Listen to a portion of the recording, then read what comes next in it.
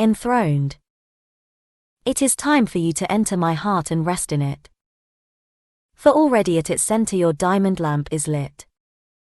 I have counted every beat of your slow approaching feet towards the simple seat of my life where you will sit. It is not a regal mansion but a beggar's little room. It will meet with rare expansion when, in the golden gloom, you enter, beloved mine. Your presence, all divine, shall convert it to a shrine thick strewn with heavenly bloom.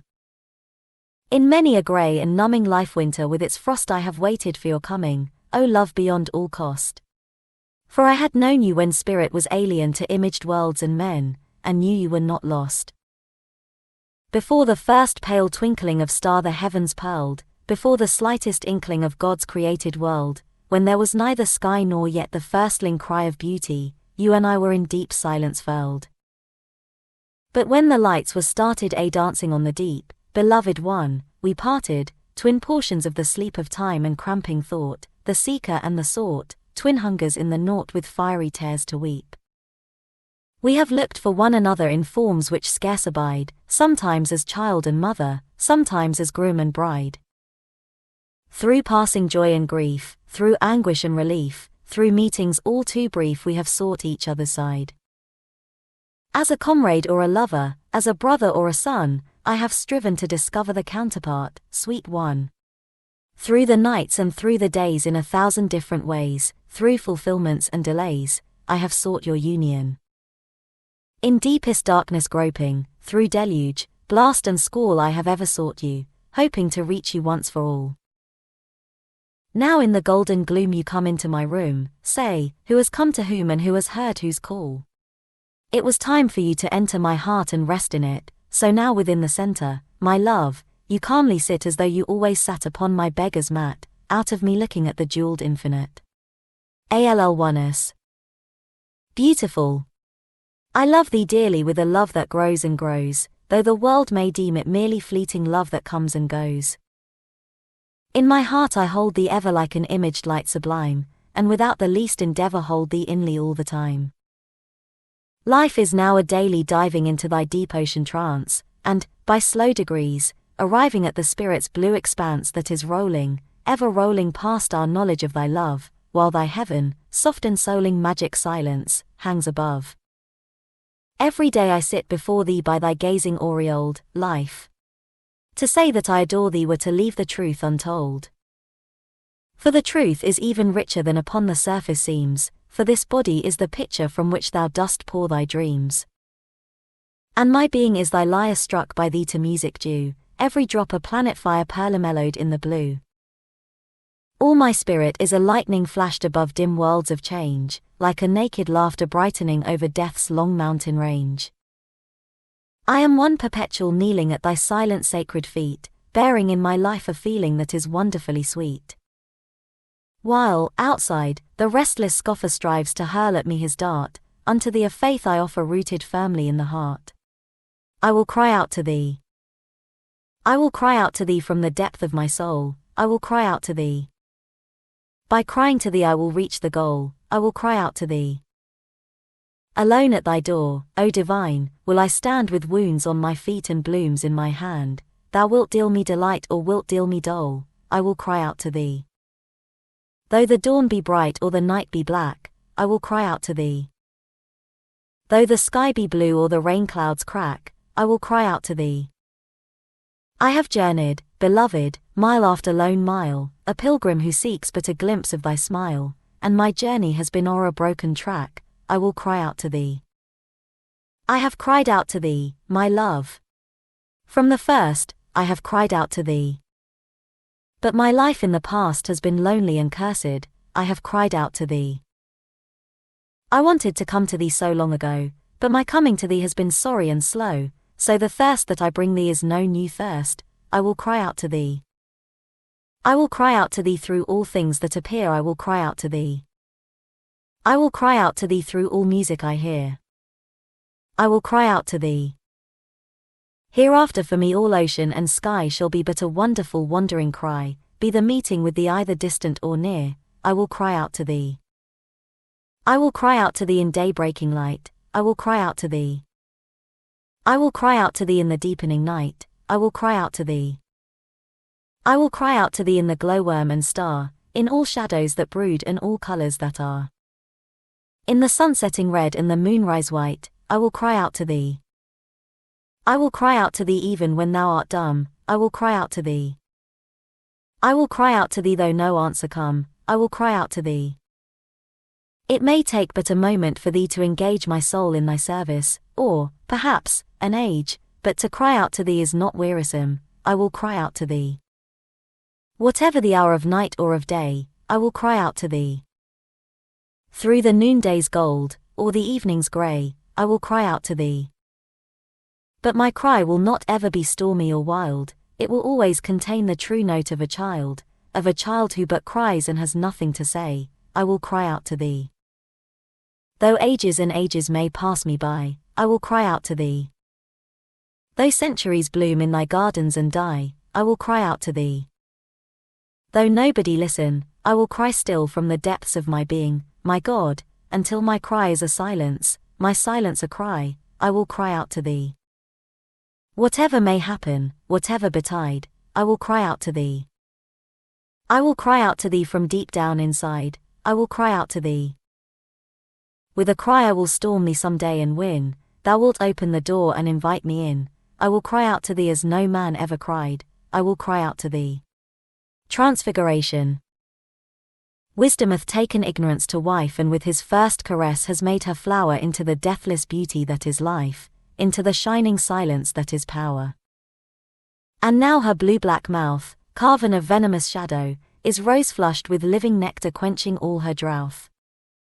See how the blood has rushed into her naked bosom lighting it into a color which on earth was never lit. Keen youth leaps timeless out of time grown old, red springtide is an essence in the blood, and what was grey and barren turns to gold, and what was desert soil begins to bud. All life takes on a tone of such delight as never seems to end, a river is released out of the stone, and under heaven's bend, earth, that was but a ball of mud and mire, changes into a carnival of luscious fire. A joy with deep humility endowed, a whelming love which hardly speaks a word. A rainbowed glory hangs from cloud to cloud and a new music occupies the bird. Nature is now estranged from her dim past of death and incompleteness.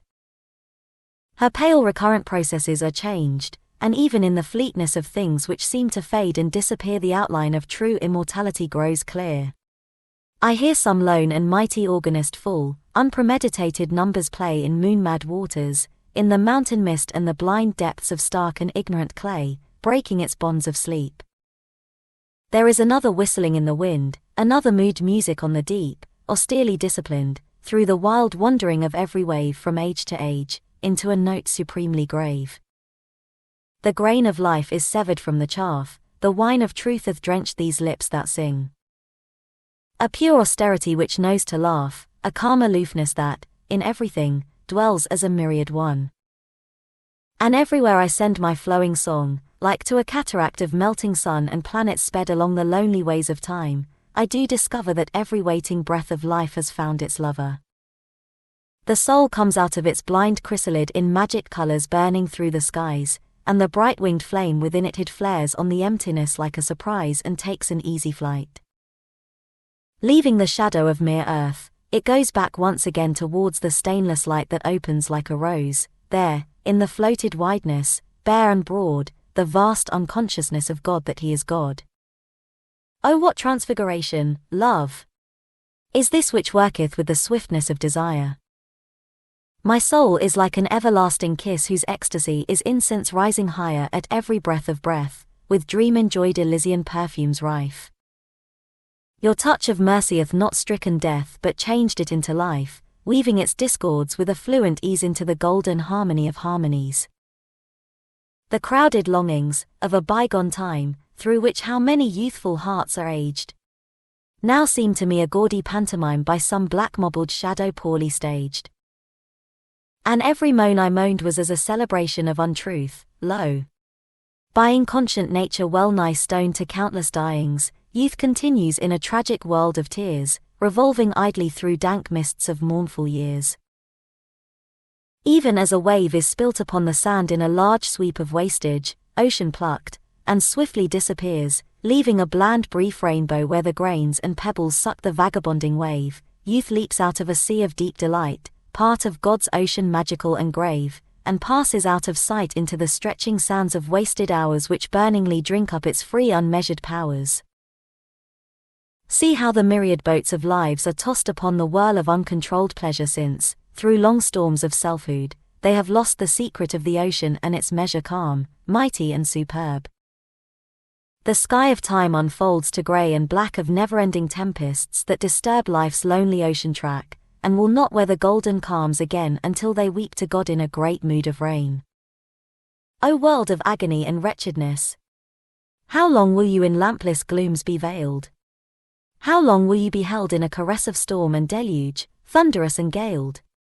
Surely you were not meant only for fossard, darkness and disease, O world!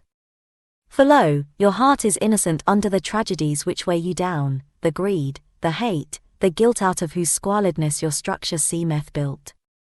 Nay, you shall rise again, and resurrect into the pristine splendor that was yours. New-hearted men shall waken and erect wonderful beauty on your 100 shores, mansions of love and dream, sweet cities out of stillness, aureoled and wrought to minarets and spires that gleam like to unbardied gold, the kingly substance of the many-walled immortal self which, through projected thought, shall build. A quiet alteration in your codes shall be effected in the future days when human feet shall walk on outer roads bearing the knowledge of the inner ways. The very dust shall start under their rhythmic falls and beat with power as though it had contained a secret heart always about to flower. And every mile upon your earthways trod will be a huge light distance travelled unto God. Your heavens shall change their aspect, being bowed with rarest wisdom that was never there, for man who is of earth a wandering cloud shall, with a glance, transform the cloud in air into a conscious shape. Fire-argent wind shall play upon his pipe until the vineyards of the spaces grape incalculably ripe. The nebulae will crystallize and be distinct new heartthrobs of God-man eternity.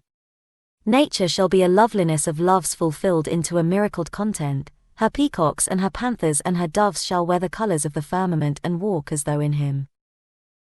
The lion and the stag will meet and sip the water of a single pool, and brim with true companionship, nor will the jewel of one creature's eye depend for its warm luster on another's cry. Man shall control the tempest and the rain, as he controlleth now a restive steed, holding them by their silver shadowy mane, and turn the lightning flames that redly bleed into a whip that cracks merrily in the air, interpreter of speed or slowness, working on the backs of elemental stir, leading it onward towards the final poise that anything already held by light enjoys. Fire messengers. Myriads of mighty birds flew by, their plumes of mingled gold and flame clove all the air to splendors high, who knows from what mysterious sky into a dusky world they came. They filled the silence with a whir of blended pinions whose flame rush was deeper silence naught could stir, was each a fire messenger journeying from hush to deeper hush. At first I did not realize whence streamed the soft enchanted whirl, a spiraled light of changing dyes, but soon I saw them in their eyes of wedded emerald, sapphire, pearl. Birds of humility, a crowd of the eternal rapture, sent shot like bright pangs through every cloud which dared to come between their proud flight and the calling firmament. Each curve of pinion seemed to hold an ecstasy that traced a bow at every point of speed, controlled by some far master hand of gold arrowing the air with birded glow. So swift they flew. I could not count these dazzling hosts of angel grace, but even their memories seemed to mount keenly to an immortal fount flowing in some cool pilgrim place. High noon dissolved to dusk and passed into a brooding night that was an emanation of the last self-revelation of the vast, mirrored to depths of starry pause. When, like a multitudinous roll of precious honey poured from jars from pole to diamond-studded pole, the golden bird wings from my soul melted and covered up the stars.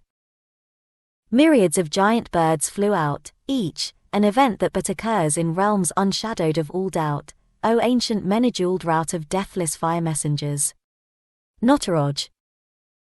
Notaroj, the red fire dancer, poised in peace and clad in storms, dances in his lonely rapture on the burning ghat of forms. See him dancing in elation like a wild and drunken wind, he is dancing all creation to the pattern in his mind.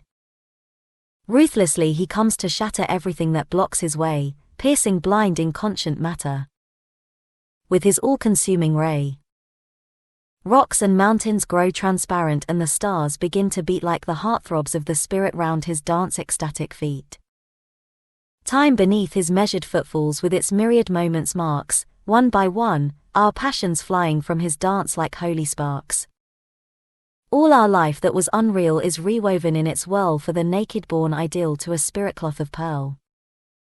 Notaroj, the conscious dancer, with his rhythm comes to bless every corner of creation till it knows his consciousness. Streams and rivers stand suspended while the planets reel and swim as though stricken with the splendid ether-drunken dance of him. He has come at last to capture unpremeditated bliss, through the running lonely rapture born to beings, in his kiss. See him dancing, dancing, dancing like a darkly drunken breeze. He is breaking and remaking terrible eternities. An old, old song. My song is her song, I didn't know it. I didn't know so long I was her poet. All things are her moods, in gladness sing, oh. Blue of the twilight woods, pink of flamingo.